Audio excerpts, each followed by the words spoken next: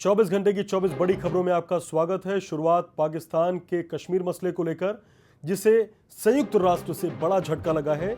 UN ने कश्मीर के मसले पर दखल देने से इनकार कर दिया।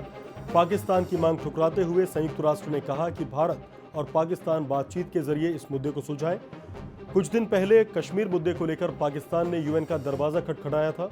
सीमा पर गोलीबारी को लेकर पाकिस्तान ने यूएन के जनरल सेक्रेटरी बान की मून को पत्र लिखकर इस मामले में हस्तक्षेप की मांग की थी। राष्ट्रीय सुरक्षा और विदेशी मामलों में पाकिस्तानी प्रधानमंत्री के एडवाइजर सरताज अजीज ने शनिवार को यह चिट्ठी लिखी, जिसमें लाइन ऑफ कंट्रोल पर फायरिंग की घटनाओं का जिक्र किया था।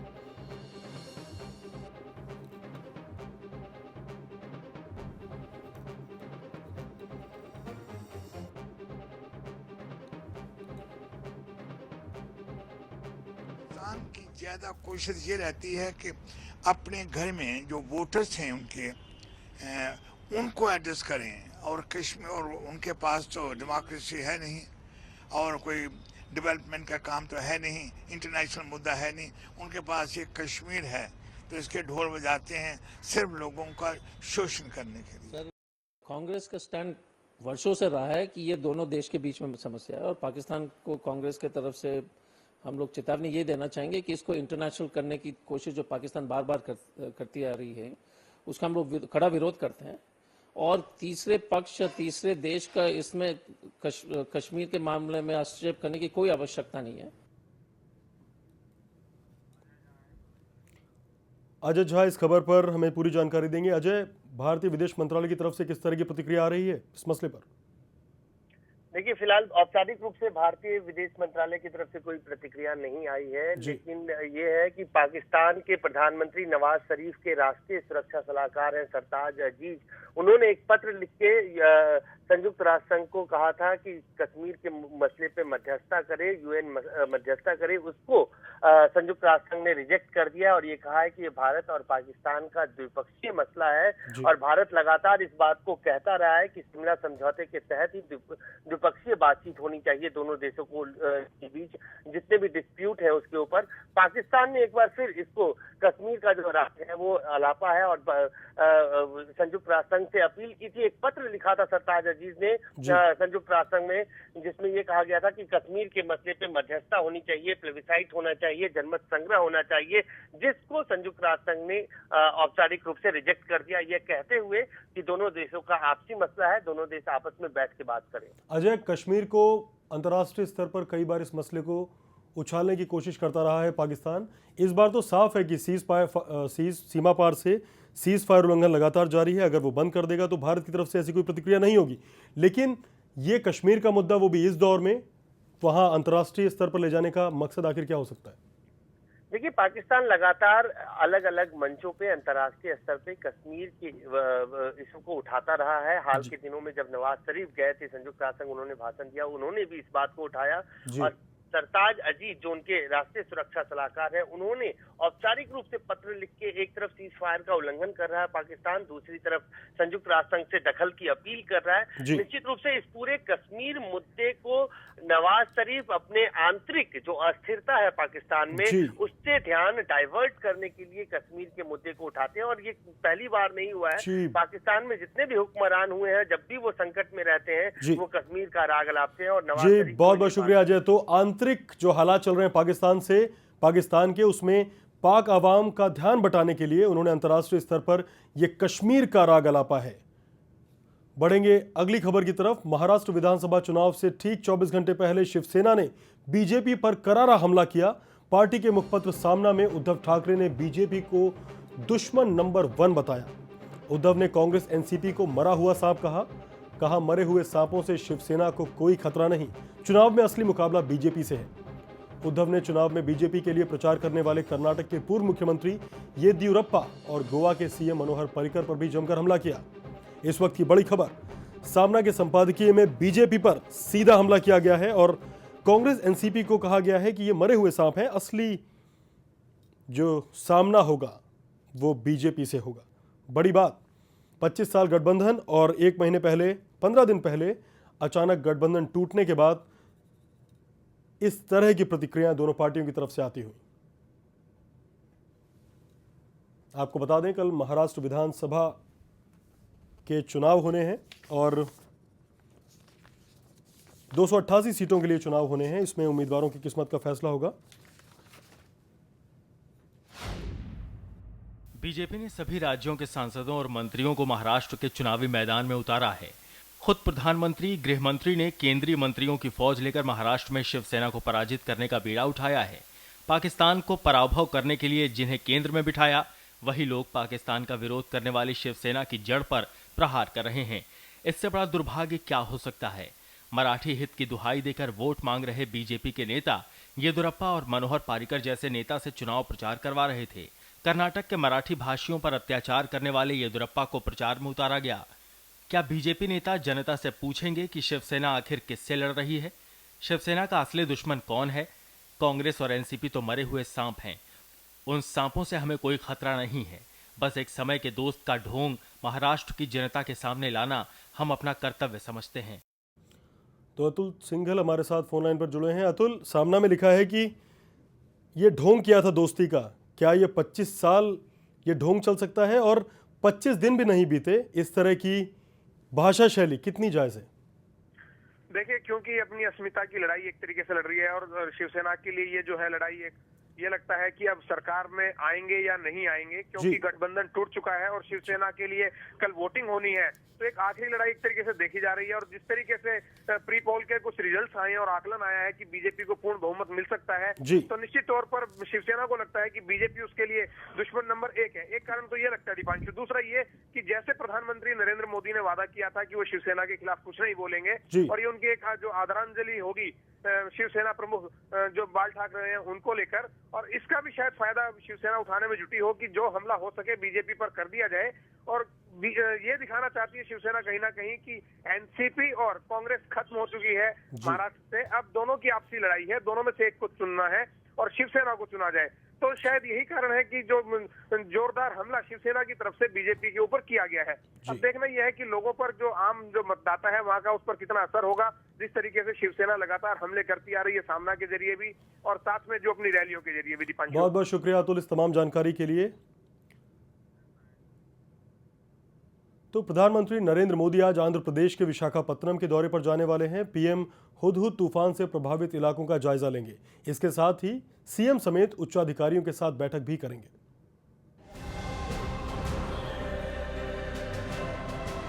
हुदहुद तूफान से आई तबाही के बाद नुकसान का जायजा लेने के लिए पीएम मोदी आज विशाखापट्टनम का दौरा करेंगे। इससे पहले पीएम ने प्रदेश के आला अधिकारियों से हालात का जायजा लिया, सीएम चंद्रबाबू नायडू से बातचीत की और अधिकारियों को राहत कामों में किसी भी तरह की कोई भी कोताही नहीं बरतने के निर्देश दिए। तूफान से हुई तबाही के संबंध में मैंने खुद आंध्र प्रदेश के सीएम से बात की है। मैं खुद वहां जाकर हालात को देखना चाहता हूं। I am planning to reach Visakhapatnam tomorrow because the PMO has informed me that the Prime Minister is visiting tomorrow Visakhapatnam to have a survey of the area and also to have a review meeting. I will try to reach tomorrow Visakhapatnam so that I can also see for myself and also talk to the Honorable Prime Minister about the relief and support to be given to the people of Andhra Pradesh. गौरतलब है कि चक्रवाती तूफान में अब तक प्रदेश में 21 लोगों की मौत हो चुकी है। 15 लोग विशाखापट्टनम और 5 लोग विजयनगरम जिले में मारे गए। एक व्यक्ति की मौत श्रीकाकुलम जिले में हुई। सीएम नायडू ने हवाई सर्वेक्षण कर तूफान प्रभावित इलाकों का जायजा लिया। वहीं राहत कार्यों के लिए अलग अलग अफसरों की टीम गठित कर जिम्मेदारी सौंपी गई है। रेलवे की पटरियां उखड़ गई हैं, सड़कें बाधित हैं। हालांकि युद्ध स्तर पर राहत और बचाव कार्य जारी है। प्रभावित इलाकों में बिजली के खंभे उखड़ गए हैं, जिन्हें फिर से लगाने और बिजली सप्लाई दुरुस्त करने की कोशिश जारी है। पेयजल संकट उत्पन्न हो गया है। तूफानी हवाओं से हजारों कच्चे घर उड़ गए और पक्के मकानों के भी शीशे चटक गए। हालांकि केंद्र और राज्य सरकार पूरी कोशिश कर रही है प्रभावित इलाकों में स्थिति सामान्य बनाने की। न्यूज एक्सप्रेस के लिए ब्यूरो रिपोर्ट। तो हुदहुद तूफान आया और तबाही मचाकर चला गया, लेकिन तूफान ने तबाही का जो तांडव मचाया उससे उबरने में अभी काफी वक्त लगेगा। समुद्र की ओर से गरजती हुई लहरें जब आंध्र की तरफ बढ़ीं, तो तबाही की कहानी उनके साथ शहरों में दाखिल हो गई। लोग सहमे थे कि आसमान न जाने अब कौन से दिन दिखाएगा। चलते फिरते विशाखापत्तनम शहर को हवाओं और बरसात ने चलने लायक नहीं छोड़ा। लोगों के जहन में पिछले साल आए फेलिन तूफान की याद ताजा थी। डर बहुत झूठा भी नहीं था। हुदहुद ने अपनी दबंगई दिखाई भी। शहर में बिजली की व्यवस्था चौपट हो गई। हुदहुद के प्रभाव से उड़ीसा के कई हिस्सों में इलेक्ट्रिसिटी कनेक्शन डिस्कनेक्ट हो गया है, जिसके आप देख रहे हैं जैसे लोग इसके मरम्मत में व्यस्त हैं। लेकिन राहत बचाव में जुटे दस्तों ने सूबे की पूरी आबादी को हुदहुद के आतंक से बचा लिया है। माल का नुकसान तो हुआ है, लेकिन कुदरत के आगे इंसान इस बार उतना बौना साबित नहीं हुआ जितना कुछ दिन पहले जम्मू कश्मीर में और पिछले साल उत्तराखंड में हुआ। ओडिशा और आंध्र प्रदेश में आए हुदहुद तूफान का असर उत्तर भारत पर भी देखा जा रहा है। पूरे दिल्ली एनसीआर में घने बादल छाए हुए हैं। ये आज सुबह की तस्वीरें हैं। नोएडा, गुड़गांव में हल्की बूंदाबांदी भी हुई, लेकिन यूपी के पूर्वी जिलों में कई जगह झमाझम बारिश देखने को मिली। राजधानी लखनऊ में सुबह सुबह मूसलाधार बारिश हुई। दिन में ही गाड़ियों की हेडलाइट चलानी पड़ गई। मौसम विभाग के मुताबिक अगले 48 घंटों में इस क्षेत्र में सामान्य से लेकर भारी बारिश का अनुमान है, जिससे तापमान में 8 से 10 डिग्री तक गिरावट आ सकती है। दिल्ली का अधिकतम तापमान फिलहाल 26 डिग्री सेल्सियस है, जबकि हुदहुद की वजह से गोरखपुर का पारा 19 डिग्री तक आ गया। लोग भी मौसम के इस बदले मिजाज का जमकर लुत्फ उठा रहे हैं। सब वही हुदहुद है, हुदहुद है ये, और कोई बात नहीं है, हुदहुद है, इसी का असर यहाँ पड़ा। ये बहुत अच्छा होगा, मौसम चेंज हो रहा है, इसकी वजह से गर्मी से थोड़ी राहत मिल गई है। जैसे वो आजकल न्यूज़पेपर्स में दिया जा रहा है, जो मौसम अचानक से बदलने का हुदहुद के उससे हुआ है, तो शायद उसका असर हमारे यूपी में भी दिखाया जा रहा है। उधर तो दुख है, इधर खुशी है, क्योंकि बारिश हो रही है, सब एंजॉय कर रहे हैं। कुछ लोग कहीं पेड़ गिर रहे हैं, कुछ लोग मर रहे हैं। यही तो विशाखापट्टनम के दौरे से पहले प्रधानमंत्री नरेंद्र मोदी ने एशियन गेम्स के पदक विजेताओं से मुलाकात की। पीएम निवास 7RCR पर मोदी ने आज सुबह सभी खिलाड़ियों को नाश्ते पर बुलाया। तस्वीरें आप देख सकते हैं। इस मौके पर मोदी ने सभी खिलाड़ियों को बधाई दी और उन्हें हर संभव मदद का भरोसा दिया। इससे पहले सोमवार को 17वें एशियाड खेलों में पदक पाने वाले विजेताओं के सम्मान में दिल्ली में समारोह का आयोजन किया गया था। इस आयोजन में गृह राज्य मंत्री किरण रिजिजू समेत कई लोग मौजूद रहे थे।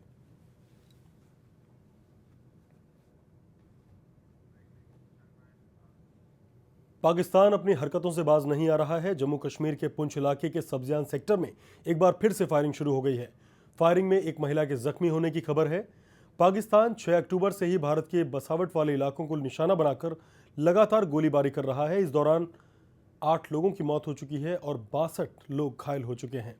सीमावर्ती गांव से करीब 30,000 लोगों को शिविरों में शरण लेनी पड़ी है। जम्मू कश्मीर के हंदवाड़ा में सेना आतंकी के बीच मुठभेड़ भी हुई, जिसमें एक जवान जख्मी हो गया। केंद्रीय गृह मंत्री राजनाथ सिंह आज भारत चीन सीमा की हालात पर बैठक करेंगे। NSA, ITBP और IB के अधिकारी के अलावा गृह सचिव भी बैठक में शामिल होंगे। रक्षा मंत्री अरुण जेटली एयरफोर्स अधिकारियों के साथ आज बैठक करेंगे, जिसमें वायुसेना के आधुनिकीकरण को लेकर वो अपनी राय रखेंगे। नक्सली समस्या के हल के लिए केंद्र सरकार ने बड़ा दांव खेला है। गृह मंत्री राजनाथ सिंह ने नक्सलियों के सरेंडर के लिए मिलने वाली रकम बढ़ा दी है। नक्सलियों को मिलने वाला मासिक भरण पोषण भत्ते में भी इजाफा कर दिया गया है।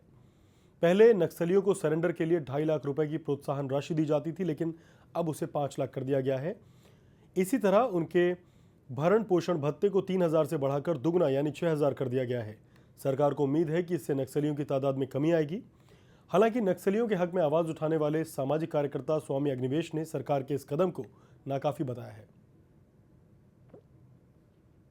बातचीत ही समस्या का समाधान है, इसलिए जितनी जल्दी हो सके ये सरेंडर और आत्मसमर्पण पर ज़्यादा पैसे खर्च करना या ज़्यादा पब्लिसिटी लेने की कोई ज़रूरत नहीं है।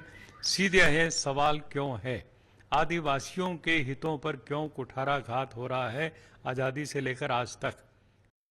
देखिए, नक्सलियों की प्रॉब्लम बहुत बड़ी प्रॉब्लम है और इसको किसी भी तरीके से सरकार को हल करना चाहिए, कॉम्पनसेशन दे या जो बातचीत करे या जो भी करे, नक्सली प्रॉब्लम की जड़ें उखाड़ देनी चाहिए। ये जिम्मेदारी सरकार की। आय से ज्यादा संपत्ति मामले में 4 साल की सजा काट रही तमिलनाडु की पूर्व मुख्यमंत्री जयललिता के लिए आज चेन्नई में विशेष पूजा की गई। तस्वीरों में आप देख सकते हैं, पूजा में ज्यादातर महिलाएं हैं और ये लेटकर जयललिता के लिए पूजा कर रही हैं। सुप्रीम कोर्ट में जयललिता की जमानत याचिका पर अब 17 अक्टूबर को सुनवाई होगी। कोर्ट में जयललिता की पैरवी फली नरीमन करेंगे। इससे पहले कोलकाता हाईकोर्ट ने जयललिता की जमानत याचिका को ठुकरा दिया था। दिल्ली के बहुचर्चित धौलाकुआं गैंगरेप कांड में द्वारका कोर्ट आज अपना फैसला सुना सकती है। ये मामला 4 साल पुराना है। नवंबर 2010 में कॉल सेंटर में काम करने वाली नॉर्थ ईस्ट की एक लड़की के साथ गैंगरेप किया गया था। 24 नवंबर की रात ये लड़की कॉल सेंटर की नौकरी से घर लौट रही थी। कैब ने उसे धौलाकुआं के पास उतारा। वहां से वो अपनी दोस्त के साथ घर जा रही थी, तभी एक पिकअप वैन में सवार बदमाशों ने उसे किडनैप कर लिया। तेलंगाना में 40 फीट गहरे बोरवेल में गिरी 4 साल की बच्ची को अभी तक नहीं निकाला जा सका है। रंगारेड्डी जिले में कल ये बच्ची खेलते वक्त बोरवेल में गिर गई थी। बच्ची के दादा दादी उस वक्त खेत में काम कर रहे थे। फिलहाल रेस्क्यू टीम ने मौके पर पहुंच के ऑपरेशन शुरू कर दिया। बोरवेल में पाइप के जरिए ऑक्सीजन पहुंचाई जा रही है। जिस 40 फीट गहरे बोरवेल में बच्ची गिरी है उसके पैरेलल समानांतर एक गड्ढा खोदा जा रहा है। बताया जा रहा है कि बच्ची अभी सही सलामत है। दिल्ली की पूर्व मंत्री और आम आदमी पार्टी विधायक राखी बिरलान एक बार फिर सुर्खियों में हैं। इस बार उन पर नगर निगम कर्मचारियों ने काम में बाधा डालने और पार्षद के साथ हाथापाई का आरोप लगाया है। ये बीजेपी की पार्षद हैं और जो मामला है पूरा वो सफाई अभियान को लेकर है, जिसे लेकर राखी बिरलान और बीजेपी पार्षद में आपस में धक्का मुक्की हुई। हालांकि दोनों ने थाने में मामला दर्ज कराया है। उत्तर प्रदेश के फिरोजाबाद में समाजवादी पार्टी नेता आर्यन यादव के बेटे मुकेश यादव की गोली मारकर हत्या कर दी गई।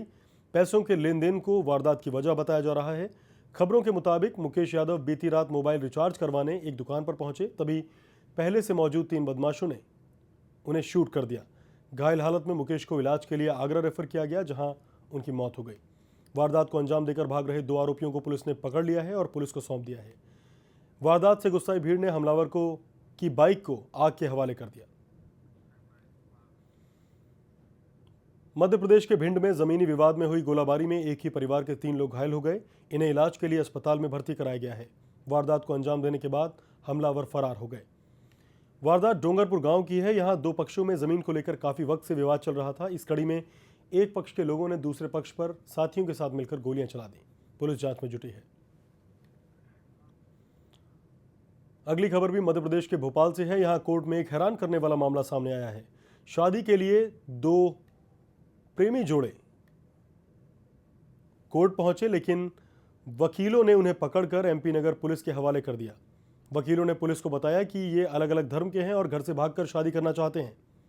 वकील और एक संप्रदाय के लोग इसे लव जिहाद का मामला बता रहे हैं और दोनों को हिरासत में लेने की मांग कर रहे हैं। लड़की और लड़का हालांकि दोनों बालिग हैं और पुलिस ने दोनों के घर वालों को इसकी जानकारी दे दी है। लड़का भोपाल का है, जबकि लड़की नरसिंहपुर से भागकर भोपाल आई है।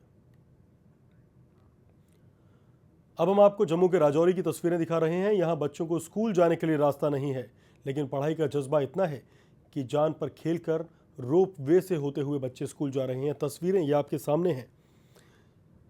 स्कूल चले हम नारा दिया था सरकारों ने, शाइनिंग इंडिया का नारा दिया था, और ये राजौरी की तस्वीरें हैं जहां बच्चों को स्कूल जाने के लिए महफूज रास्ता नहीं मिल रहा और ये किस तरह रोप वे पर अपना रास्ता तलाश रहे हैं।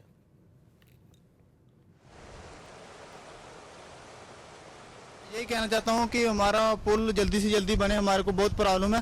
पुल हमारा बह गया है और दरिया के वजह से, और हमारा पुल जल्दी से बनना चाहिए। हमारे को बहुत प्रॉब्लम है। हम रास्ते से लड़के आते हैं और लड़की भी आती हैं। सभी बच्चे यहाँ से आते हैं रास्ते से। 2 रास्ते रह गए हैं और हम गिरने का बहुत खतरा है हमारे को, और थोड़ा जल्दी से हमारा पुल बन जाए। अगली खबर यूपी के संभल से। यहाँ के मदापुर गांव में हॉरर किलिंग का एक मामला सामने आया है। आरोप के मुताबिक लड़की के परिजनों ने प्रेमी युवक को फांसी लगाकर मार डाला। लड़की को भी जहर देकर मारने की कोशिश की गई। लड़की फिलहाल अस्पताल में भर्ती है और मौत से जूझ रही है।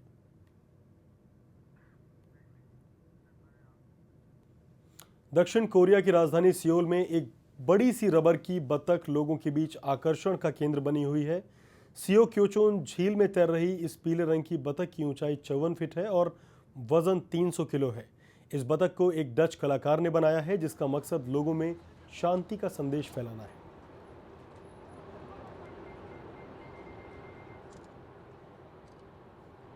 तस्वीरें आप देख सकते हैं, ये दक्षिण कोरिया की एक बतख है। वजन इसका 300 किलोग्राम और ये जिस झील में है उसका नाम है सियो क्योचोन झील। पीले रंग की इस बतख की ऊंचाई 54 फीट है और एक डच कलाकार ने इस बतख को बनाया है, जिसका मकसद लोगों में शांति का संदेश फैलाना है।